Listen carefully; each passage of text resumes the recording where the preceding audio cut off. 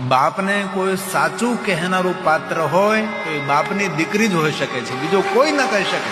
તમારો બાપ જો બીડી પીતો હોય, તમાકુ ખાતો હોય, ગુડકા ખાતો હોય તો આજ સાંજે ઘરે જઈ બાપનો હાથ પકડી માથા પર મૂકવાનો છે કે તમારી દીકરી તમને વાલી હોય તો આજે બીડી તમાકુ માવો છોડી દો.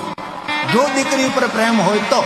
દીકરી માગે અને બાપ ન આપે એવું કોઈ દિવસ બને નહીં. બાપ ઉદાર કરીને આપી દે, લે દીકરી આટલું તને લઈ જા, લઈ જા. ભારતની દીકરીઓને બાપ પાસે માગવું નથી પડતું, એ પહેલા બાપ બધું દીકરી માટે લૂંટાવતો હોય છે. અને ઈશ્વરનું નિર્વાણ પણ કેટલું સુંદર છે.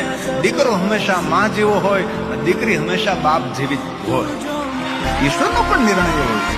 પિતા હોવાનો અહેસાસ એ દીકરી કરાવે છે.